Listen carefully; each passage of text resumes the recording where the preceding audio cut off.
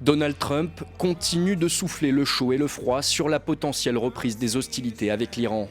Au cours d'un dîner vendredi soir en Floride, le président américain a fustigé la nouvelle proposition iranienne, ironisant même sur sa difficulté à trouver un interlocuteur fiable.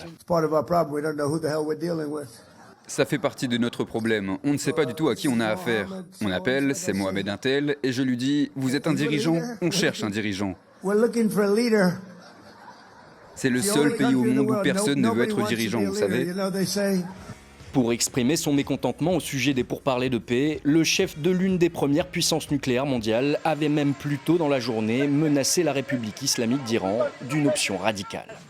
Est-ce qu'on veut les pulvériser une fois pour toutes ou est-ce qu'on veut essayer de conclure un accord? Telles sont les options. Vous voulez aller les pulvériser? Je ne préfère pas. Pour une raison d'humanité, je ne préfère pas. Mais c'est une option. Voulons-nous intervenir massivement et les anéantir ou voulons-nous faire quelque chose d'autre? Leur direction est très désorganisée.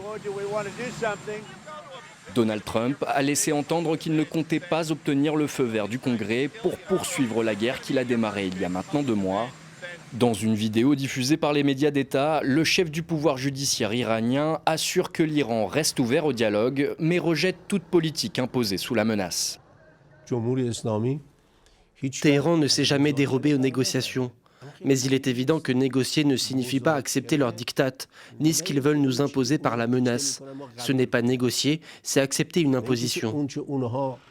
Parmi les principaux points de blocage existants depuis le début des pourparlers à Islamabad, la potentielle levée des sanctions américaines et la possibilité pour l'Iran de conserver un programme nucléaire civil.